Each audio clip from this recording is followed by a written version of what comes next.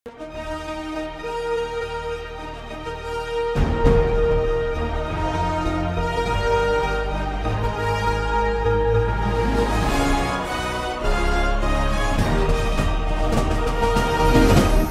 பார்த்து கொண்டிருப்பது உங்கள் ஜாஷ்வா டிவி. சகல ஜனங்களுக்கும் நற்செய்தி.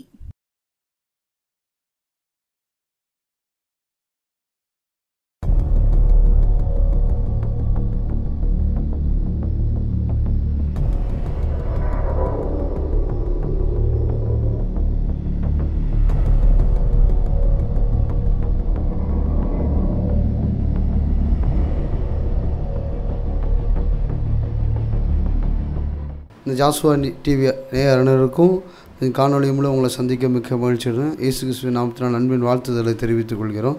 இந்த எழுப்புதல் நேரத்துக்காக இந்த காணொலி மூலம் உங்களை சந்திக்க மிக்க மகிழ்ச்சி அடைகிறோம். ஜெபம் பண்ணலாமா? எழுப்புதல் நேரத்துக்காக ஆண்டவரே உம்மை நன்றியோடு உம்மை துதிக்கிறோம், ஸ்தோத்திரிக்கிறோம். ஆண்டவரே அப்பா, வேண்டுவதற்கும் நினைப்பதற்கும் நான் அதிகமாக செய்வேன் சொன்ன அந்த வார்த்தையின்படி ஜெபிக்கிறேன்பா. உங்கள் தெய்வீக பிரசன்னத்து வல்லம் எங்களை ஒவ்வொருவரையும் மூடுவதாக அப்பா. இஸ்ரவேலில் உங்கள் மகிமை வெளிப்பட்டது போல அப்பா எங்களோடு வெளிப்படுது அப்பா. எங்களை மறைத்து நீங்கள் வெளிப்படுங்க அப்பா. நேற்றும் என்று மாறாதவரே உம்மை துதிக்கிறோம். சர்வலோகத்தையும் படைத்தவரே உம்மை துதிக்கிற ராஜா அப்பா. ஒவ்வொரு வார்த்தையும் அநேகருடைய இருதயத்தில் கிரியை செஞ்சு அதன்படி வழிநடக்கப்பா. கர்த்தருக்காக எதையாவது செய்யணுங்கிற ஒரு வைராக்கியம் ஒவ்வொரு பிள்ளைகளுக்குள்ளேயும் வெளிப்படுவதாக. இம்மட்டும் காத்த எவனேசரே உம்மை துதிக்கிற ராஜா. இனி காத்து வழி நடத்துங்க. இயேசு கிறிஸ்துவின் ஜெபிக்கிறோம் நல்ல பிதாவே, ஆமென். வாசிக்கிறீங்களா? லூக்கா 9வது அதிகாரம் 23, 24 வாசிக்கிறீங்களா? பின்பு அவர் எல்லாரையும் நோக்கி, ஒருவன் என் பின்னே வர விரும்பினால் அவன் தன்னைத்தான் வெறுத்து தன் சிலுவையை அனுதினமும் எடுத்துக்கொண்டு என்னை பின்பற்ற கடவன். தன் ஜீவனை ரட்சிக்க விரும்புகிறவன் அதை இழந்து போவான். என் நிமித்தம் தன் ஜீவனை இழந்து போகிறவன் அதை ரட்சித்துக் கொள்ளுவான். பாருங்க, பின்பு அவர் எல்லாரையும் நோக்கி, ஒருவன் என் பின்னே வர விரும்பினால் அவன் தன்னைத்தானே வெறுத்து சிலுவையை அனுதினமும் எடுத்துக்கொண்டு என்னை பின்பற்ற கடவன். அவர் சொல்கிறாரு, கர்த்தர் சொல்கிறாரு, என்ன ஏசப்பா சொல்கிறாரு, நீங்கள் என்ன செய்யுங்க அப்படின்னா என்னை பின்பற்றுறதுக்கு என்ன செய்யுங்க, சிலுவையை தூக்கிட்டு என்ன செய்யுங்க, என்னை பின்பற்றுங்க அப்படின்னு சொல்கிறார். நம்ம ஆண்டவர் நம்ம எதற்காக முன்குறித்திருக்கிறாரோ அந்த திட்டத்துக்காக என்ன செஞ்சுக்கிறார், என்னை பின்பற்றுங்க. அவர் சொல்கிறார், உலக தோற்றத்துக்கு முன்னே நான் உன்னை முன்குறித்திருக்கிறேன்னு சொல்கிறார். ஒவ்வொரு மனுஷனுக்கும் சொல்கிறாரு. பின்பு அவர்களை நோக்கி, ஒருவன் என்னை பின்பற்ற விரும்பினால் அவன் தன்னைத்தானே வெறுத்து தன் சிலுவையை அனுதினமும் எடுத்துக்கொண்டு என்னை பின்பற்ற கடவன். ஏன்னா சிலுவையை அனுதினமும் என்ன செய்கிறாரு, சுமக்க சொல்கிறாரு. சிலுவைன்னா என்ன அப்படின்னா அவருடைய ஊழியத்தை, அவருடைய தரிசனத்தை, அவர் தெய்வ திட்டத்தை நம்ம எதுக்காக உலக தோற்றத்துக்கு முன்னே நம்மளை எதற்காக முன்குறித்திருக்கிறாரோ, தாயின் கருவில் எதற்காக முன்குறித்திருக்கிறாரோ அந்த திட்டத்தை நிறைவேற்றுறதுக்கு தான் ஆண்டவர் சொல்கிறாரு, என்ன செய்ய, சிலுவை தூக்கி என் பின்னே என்ன செய்ய வா அப்படின்னு சொல்லி கூப்பிட்றாரு. அதான் சொல்கிற வேதத்தில் அதிகமாக சொல்லப்படுகிற வார்த்தை என்னென்னா, அறுப்பு அநேக வேலையாட்களோ குறைவு அப்படின்னு சொல்லப்படுகிறது. அறுப்புக்கு என்ன செய்கிறார், ஆட்களை தேடிட்டே இருக்கிறாரு. அவர் பின்னே செல்லும்போது தான் அவருடைய பிதாவின் சித்தம் செய்கிறதுக்கு தான் ஏசப்பா அந்த பூலோகத்தில் பிதாவின் சித்தம் செய்கிறதே எனக்கு போஜனமாக இருக்கிறதுன்னு சொல்கிறாரு. அந்த பிதாவின் சித்தம் செய்கிறதுக்கு தான் ஏசப்பா உங்களை என்ன செய்கிறாரு, முன்குறித்திருக்கிறார். அதுக்கு தான் என்ன சொல்கிறாருன்னா, என்ன பின்பற்ற கடவன், சிலுவையை தூக்கிட்டு என்னை பின்பற்ற கடவன் சொல்கிறார். அப்போ அவருக்காக என்ன செய்கிறார், பாடுகளையும் வேதனைகளையும் சஞ்சலங்களையும், அதான் யாக்கோபுல சொல்லப்பட்டிருக்கிறது, சோதனை சகிக்கிற மனுஷன் பாக்கியவான், அவன் உத்தமன் என்று விளங்கும் பின்பு ஜீவக்கிரீடத்தை பெற்றுக்கொள்வான்னு சொல்லி வேதம் தெளிவாக சொல்லப்படுகிறது. எதுக்காக, அவருக்காக பாடுகளையும் அவருக்காக வேதனைகளையும் அவருக்காக சஞ்சலங்களையும் அவருக்காக பற்கடிப்புகளையும் அவருக்காக தூசணங்களையும் அவருக்காக நம்மளை தூக்கி எறியப்படுறதுக்கும். அதனால தான் சோதனை சகிக்கிற மனுஷன் பாக்கியவான், அவன் உத்தமன் என்று விளங்கும் பின்பு ஜீவக்கிரீடத்தை பெற்றுக்கொள்வான். அவருக்காக சோதனைகளையும் அவருக்காக பாடுகளையும் அவருக்காக வேதனைகளையும் நம்ம சகிச்சு போகும்போது நமக்கு ஒரு சோதனை கிரீடம் கொடுக்கப்படுகிறது. அந்த ராஜ்யத்துக்குள்ளே போகிறதுக்காக, அவர் ராஜ்யத்துக்குள்ளே பிரவேசிக்கிறதுக்காக, தேவ திட்டத்தை நிறைவேற்றுறதுக்கு என்ன செய்யறது, ஆண்டவர் நம்மளை அழைத்திருக்க. தன் ஜீவனை ரட்சிக்க விரும்புகிறவன் எதை இழந்து போவானோ, என் நிமித்தம் தன் ஜீவனை இழந்து போகிறவன் அதை ரட்சித்து கொள்ளுவான். அப்போ என்னென்னா, அந்த ஜீவன் அவருக்காக ஜீவனை இழக்கிறவனும் அவருக்காக பாடுகளை அனுபவிக்கிறவனும் கட்டாயம் ஜீவனை பெற்றுக்கொள்வான்னு சொல்கிறார். அவருக்காக பாடுகளையும் ஒரு இடத்துல பார்த்தீங்கன்னா பவுலை அடித்து என்ன செஞ்சிட்டாங்க, ஊருக்கு புறம்பே கொண்டு வந்து போட்டாங்க. என்ன மறித்து போயிடுவான், அவ்வளோதான், செத்து போயிட்டான் அப்படின்னு சொல்லி போட்டுட்டாங்க. அவ்வளோதான், ஜீவனே அற்று போயிட்டு அவ்வளோதான் அப்படி சொல்லிட்டு.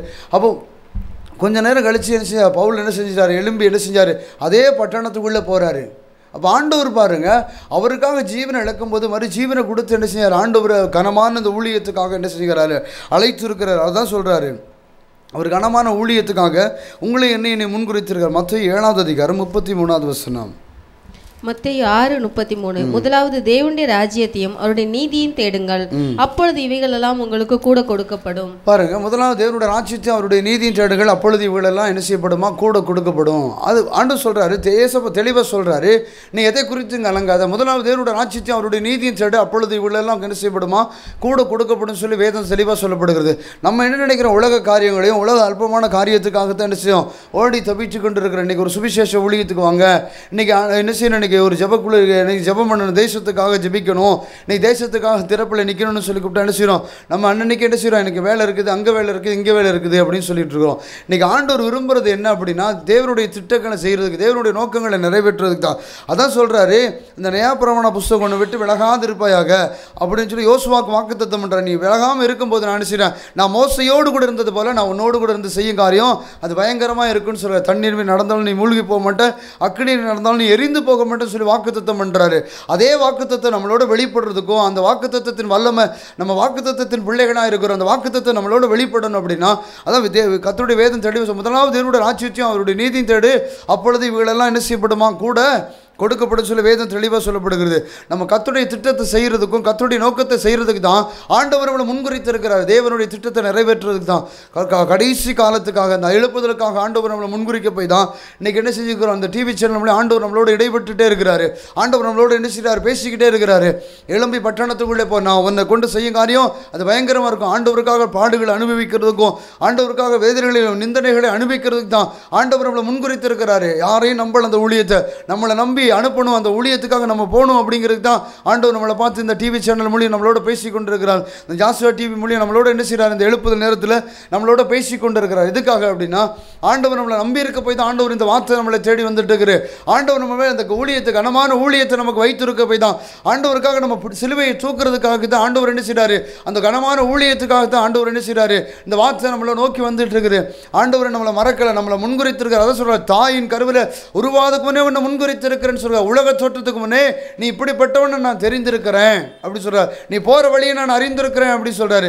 உங்களை என்னை முன்குறிக்க போய் தான் ஆண்டவர் சொல்றாரு, சிலுவையை தூக்கி அவர் பின்னல நடக்கிறதுக்காகத்தான் ஆண்டவர் உங்களை என்ன செய்யறாரு? முன்குறித்திருக்கிறார். வாசிக்கலாமா? லூக்கா 12வது அதிகாரம் 31, 32 வாசிக்கிறீங்களா?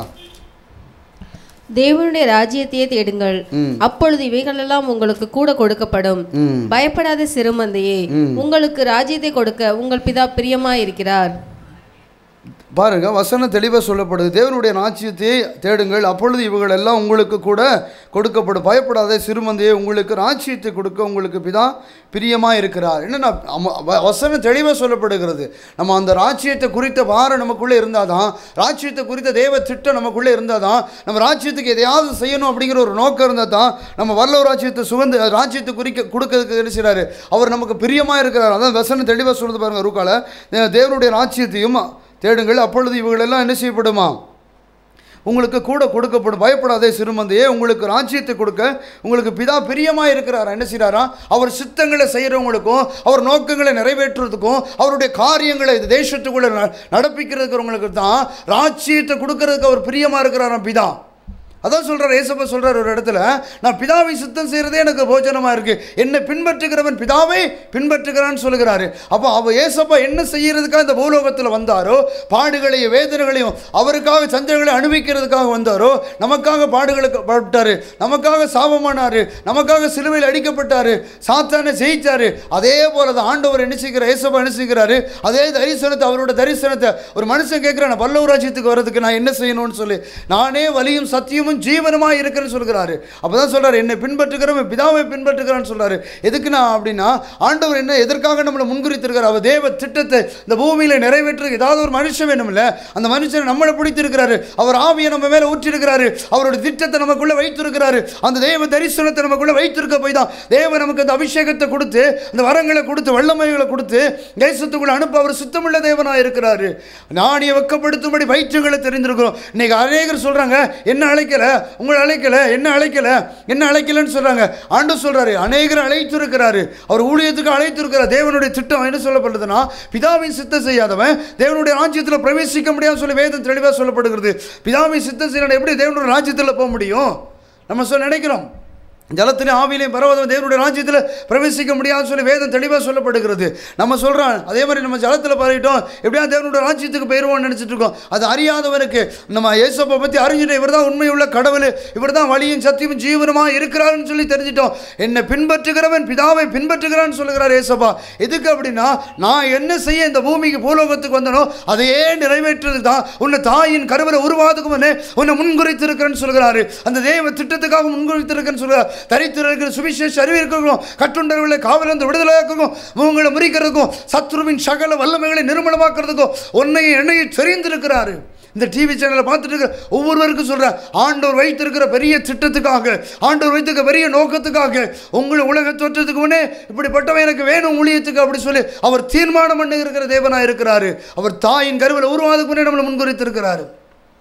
இந்த கடைசி கால சுவிசேஷத்துக்காக, கடைசிக்காக தேவ திட்டத்துக்காக, கடைசி கால பாடுகளை அனுபவிக்கிறதுக்காக, ஆண்டவருக்காக பாடுகளை சுமக்கிறவங்களுக்கும் ஆண்டவருக்காக வேதனைகளை நிந்தனைகளை சுமக்கிறதுக்கு தான் ஏசப்பா ஒரு மனுஷனை தேடி இருக்கிறாரு. பூமி எங்கே கண்கள் உலாவிக் கொண்டிருக்கிறது, அது மனுஷபுத்திரனை நோக்கி பார்த்து கொண்டிருக்கிறது. யாராவது எனக்கு இந்த ஜனத்துக்கு நன்மையை செய்ய மாட்டானா அப்படின்னு சொல்லி அவர் என்ன பரிதவிக்கிறாரு.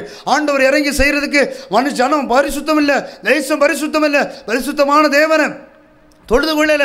அதனால தான் அவர் என்ன செய்ய முடியாது, அவர் டைரக்டாக கிரியை செய்ய. ஒரு மனுஷன் மொழியும் அவனுக்காக நம்ம பறிஞ்சு பேசும்போதும், அவனுக்காக திறப்பிலேருந்து அவருக்காக அந்த இடத்துல போய் மண்டாடும் போதும் ஆவியானவர் மனம் இறங்கி அவங்களுக்கு நன்மைகளை செய்கிறதுக்கு அவர் பூமி எங்கே அவர் கண்கள் உலாவிக் கொண்டிருக்கிறது.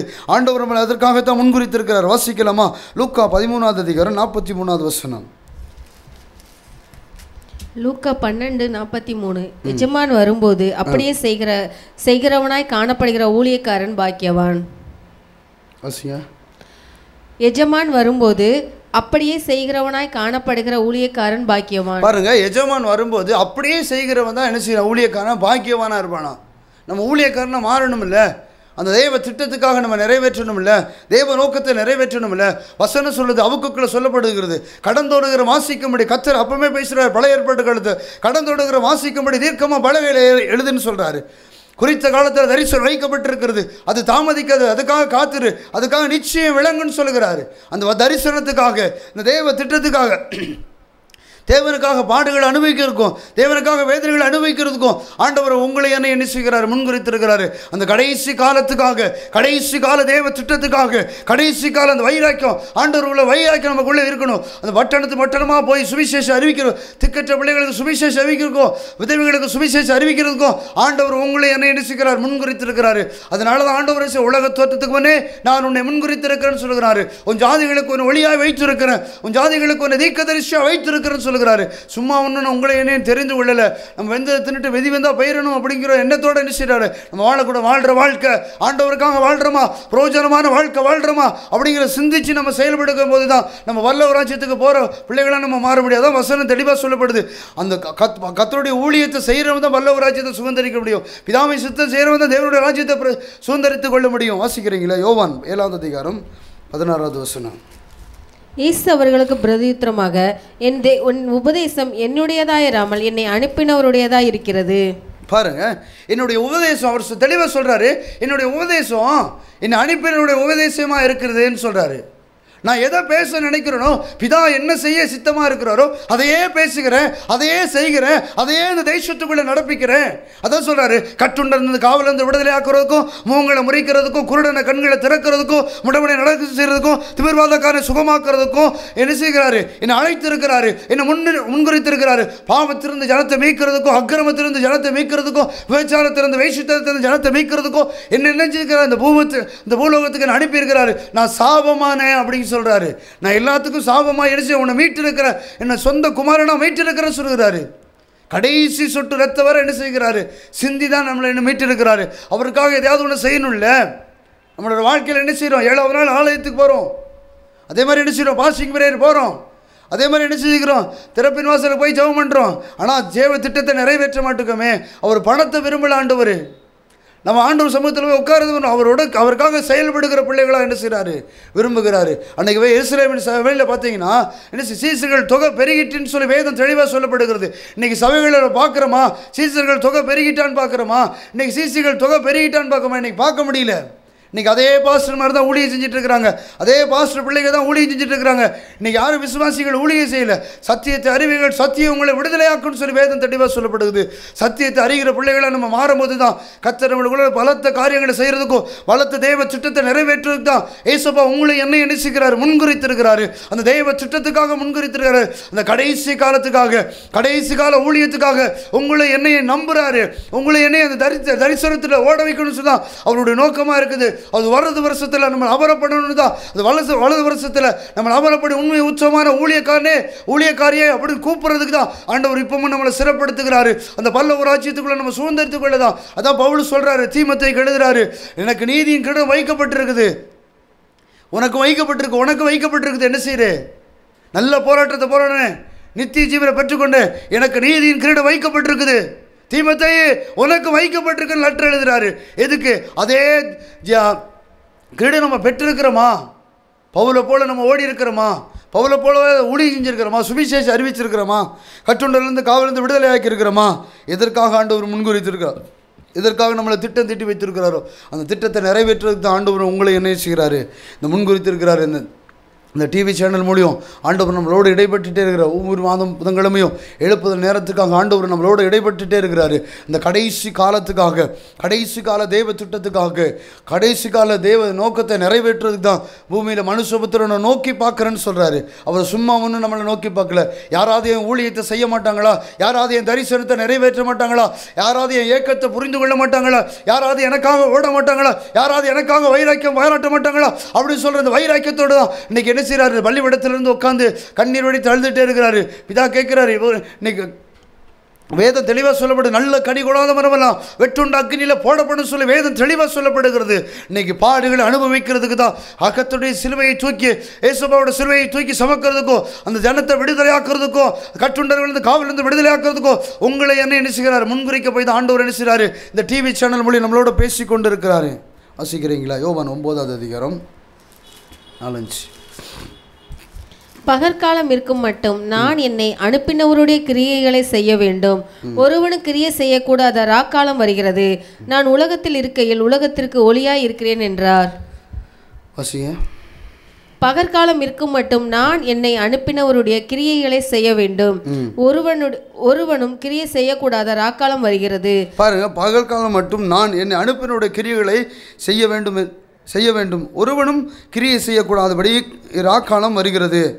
அப்போ ஏசப்பா சொல்கிறாரு, இனி வர காலத்தில் என்ன செய்கிறாரு?